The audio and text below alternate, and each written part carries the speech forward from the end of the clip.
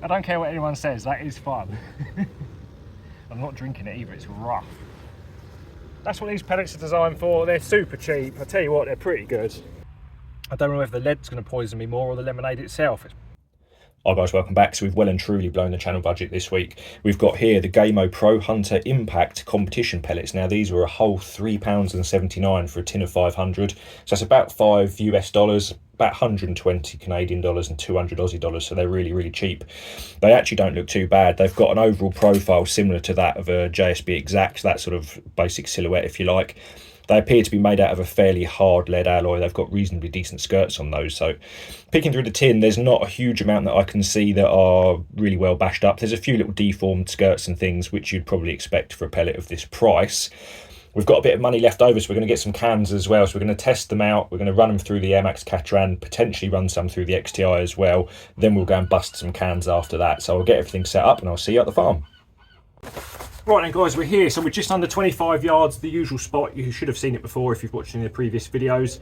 I've got a little bench rest target out there with 9 little circles on. I don't think we're going to get anywhere near bench rest accuracy, but we'll just use those to run a few groups off. So they actually look pretty good. I've had a pick through these. There's a few sort of squiffy skirts, not from damage by the look of things, because they're quite hard. It just looks like they're manufactured to a sort of fairly lower tolerance, but considering that they're under £4 a tin, what do you really expect? I mean, if we can get groups sub half an inch at 25 just under, I'll be really happy with that. So we're going to run some groups off. We've got the single shot loader in the Catran at the moment. We're just going to run a few groups off, see what they look like. Then we'll swap over to the magazines and we'll see if we can rattle some off. We'll see how well they load, whether they transfer from the magazine to the barrel nicely and that sort of stuff. So let's get into it. I couldn't see that for a second. It's gone in the little black ring, so it's gone in a little bit low, almost perfectly down the centre line. This was 0'd for JSB heavies, so it's a bit unusual why it's gone low like that, but let's run a few more off and see whether or not they actually group.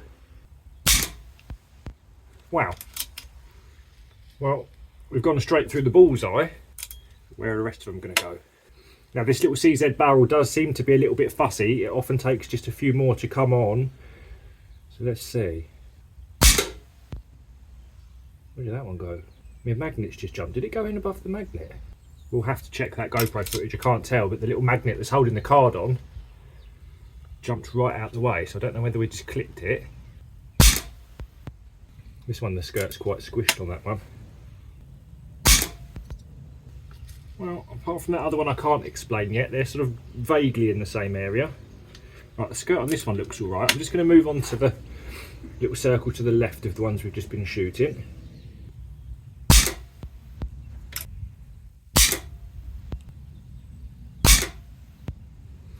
Okay, so maybe we are getting somewhere. Maybe they're just settling into the barrel now.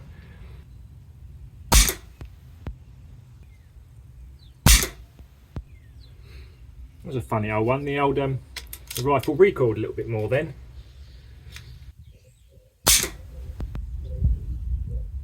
Okay, not bad. I'll tell you what I'm going to do next. I'm going to quickly whip off this shroud and go back to the factory one with a silencer on the end of it, or moderator on the end of it for you pedantic lot, and then we'll carry on just to see whether there's a movement in the point of impact, because it's feeling a little bit strange with this. It's empty baffles, there's no baffles in it at the moment or anything like that. It's just something I'm playing with, but if we'll go back to the factory setup, shroud and moderator wise, we'll carry on, shall we?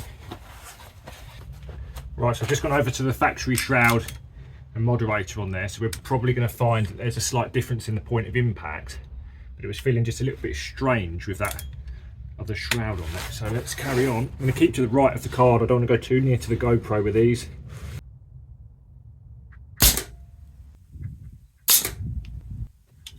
Tell you what, not bad start so far really. As I mentioned, this little barrel in here, the little CZ barrel, is quite fussy. I mean, there's certainly a few deformed skirts and a bit of flashing on these, but again, under £4, it's hard to be too judgmental, even for me. Oh, that one moved up a little bit. Okay, so they are moving around a little bit, but when you look at the state of these skirts on some of these, there's a few bits of flashing and stuff on them. It's to be expected really, but of course not everyone's always pushing for 100 yards with JSB heavies and things like I am. I'm sure that there's going to be millions of people out there, or certainly tens of thousands of people, that are quite happy just shooting cans and things in the garden. You know, it's still get quite a lot of enjoyment just out of shooting some spinners, some knockdowns, blasting some cans. What we're going to do, we'll just get a couple more groups off like this, then we'll switch over to the magazine and go and bust some cans, shall we? Well, they seem like they're opening up a little bit now. Maybe they're starting to settle into the barrel, where they've maybe cleared out some of the remnants of the JSB lead that was in the barrel. So that point of impact at the moment would just simply be a quick scope adjustment to bring it back where you want it, but they are vaguely grouping. And then you get one that goes straight through the centre. So maybe 1 in 5 in this tin are perfect, and the rest are slightly imperfect, I don't know. But at least that means you still get 100 perfect pellets for £4.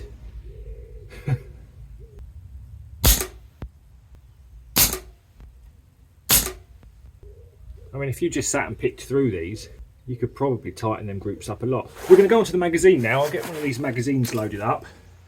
Not that one. Right, we'll empty that out of the JSBs into there.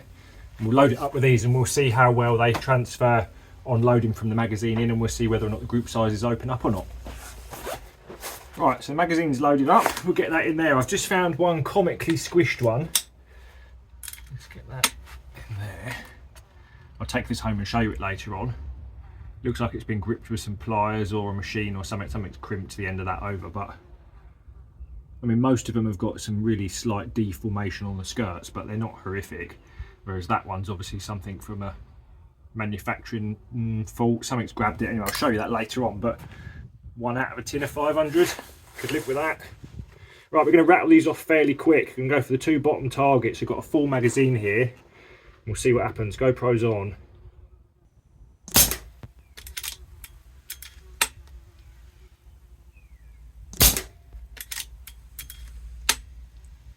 That one felt a bit raunchy, and it sounded weird when it went out. Ooh.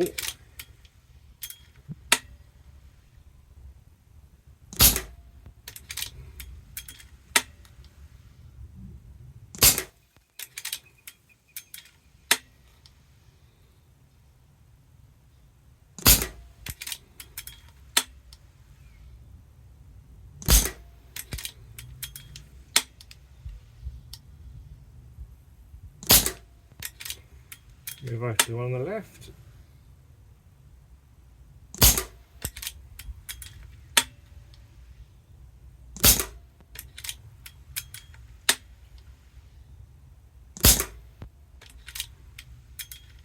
How weird, there's obviously some distinct weight differences or size differences, because them groups are almost exactly the same shape.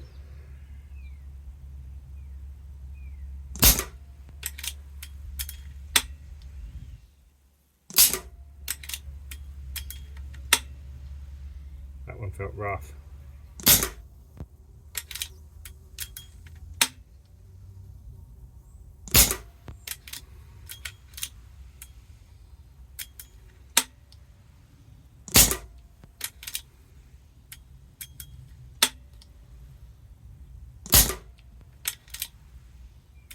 That last one. That's the right target. Yeah. Well, I'll show you what we've got down there, because it's quite interesting. Well, that's what we've got so far then. So that's where we started. So that's probably in the region of 18, 3/4 of an inch, 18, 19 mil, probably about 3/4 of an inch again.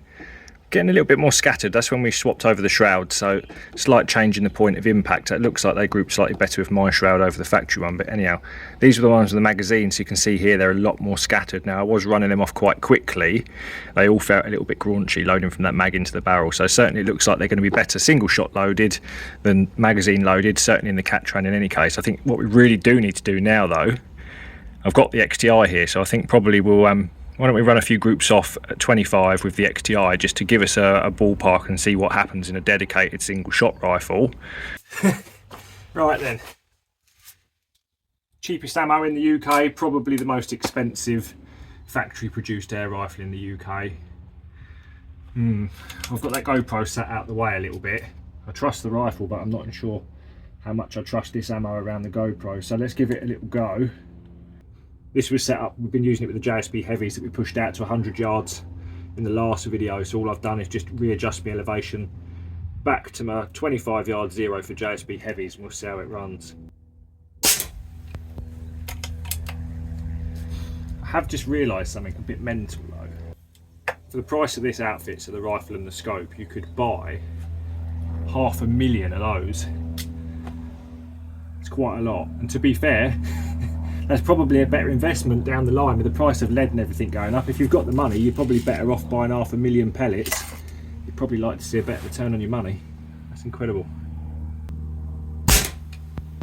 Oh, okay. Oh, that one felt awful. And it went up a bit high. Not surprising that felt rough as going in. So of course the barrel's still got the remnants of all the JSB lead in it. So it might take just, oh, see that one? They feel flipping terrible, some of these loading. I mean, that's not a bad little group though for a £3.5 tin of pellets. Right, let's move over to the left card.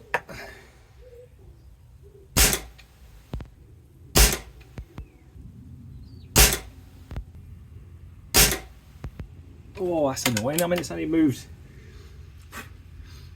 just over a pellet width down, but I thought they were going to tighten right up. Well, oh, this one looks a bit squished.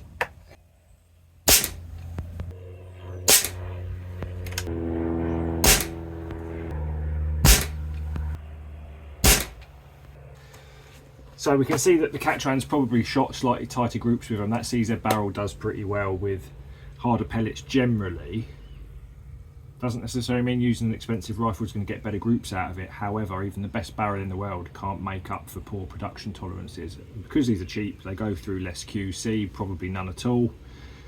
But overall, they're really not too bad considering. Let's go and get some cans out, because I think that'll be where they shine for a bit of plinking. Just a nice afternoon's bit of shooting with your mates, taking the kids out, teaching the kids to shoot. They could be just the perfect pellet. Let's go have a go. Well, that's what we've got with the XTI so far then. So these are probably just a little over a half-inch groups. That was the last one. It seemed to open up a little bit more. So they're certainly not bad. I've certainly seen a hell of a lot worse. Certainly a lot more expensive than these are. I think for a nice afternoon's plinking, if you're teaching the kids to shoot, if you're not after the nth degree of accuracy, these are, well, so far they're probably the best of the ultra budget pellets that I've tried. So yeah, I'm not actually too disappointed, especially considering how cheap they are. They certainly serve a purpose, and they're certainly the right price. So let's go and blow some cans up, shall we?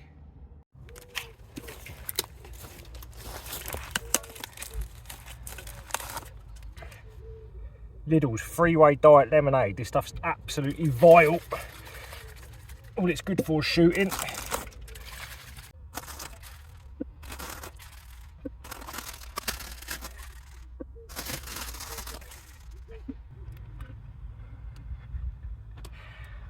I don't think it matters how old you get. Shooting stuff safely with your air rifle is always good fun. Right, we're going to go do some kneelers with the Catran now, see if we can explode them. Been looking forward to this. Just under 20 paces.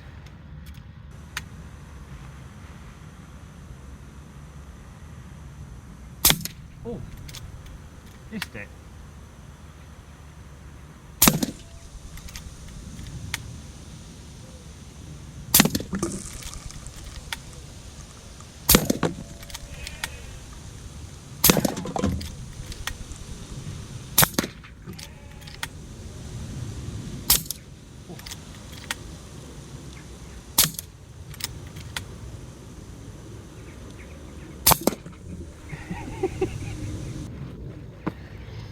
I don't care what anyone says, that is fun.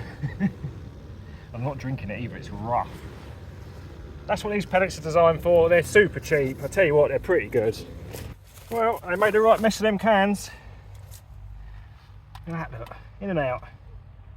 That's really cool. Quite stinks. I think I've got, I've got a load of lemonade all over my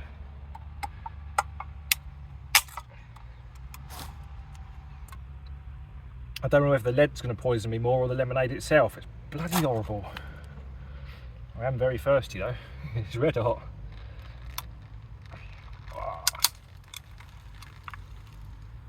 In and out. Oh. That's vile. But I definitely don't think that you can consider these a competition pellet. Certainly not what I would consider competition, but if you're in your garden shooting against your kids who can shoot the most cans first, if that's your competition, these pellets are probably going to be absolutely perfect. I mean, it's so hard to be critical when they're as cheap as they are with the price of everything going up nowadays. £3.79 a tin, you can't really go too far wrong with that lot. So we'll get this lot wrapped up and I'll see you at home.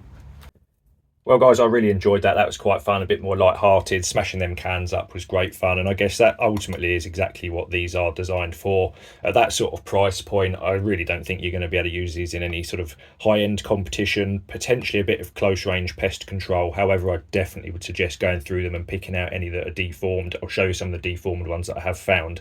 But even so, none that are horrifically deformed, only that one that's squashed, which I'll show you in a moment. Interestingly, they didn't load from the magazine into the barrel particularly well. Now, we have done a whole video on the Catran with the single shot loader and the magazine, and this magazine system is generally pretty good and reliable with a half decent pellet in it. It's because of the sort of poor tolerances, there's quite a lot of flashing around the heads on some of these, so they really do need a sorting, especially, as I say, if you want to use some of these for pest control. But if you're just plinking, busting some cans, knockdowns, just generally enjoying yourself and you're not getting yourself too carried away with competition, I mean, for £3.79, I mean, it's really hard to be too critical. Some of these groups were actually not too bad. Most of them with the XTI were just under a 5p. So had I sorted those, we could probably have tightened them up a little bit more. Catran wasn't quite as tight in the end. I thought it was actually a bit tighter than the XTI, but the XTI did edge it. However, the best barrel in the world isn't going to make up for the poor manufacturing tolerances on these. So when you bear in mind how cheap they are, you've also got a decent screw top tin as well. You really can't go too far wrong. There's also going to be some cases where if you've just given your rifle a service, or if you've got a Springer and you've just serviced it and you need to get a few shots off just to settle stuff in, if you're not chronoing it or doing anything accurately, just need to get a few hundred shots off, say, something like this is certainly going to be a more cost-effective option than running your normal ammo through it. So overall, really happy, really enjoyed it.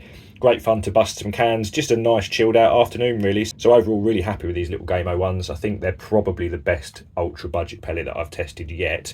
If you've got any suggestions for any other cheapies that we can test, we'll run them through a few different rifles, let us know and I'll see if I can find them. So that'll do it for this one guys, I'll catch you in the next one.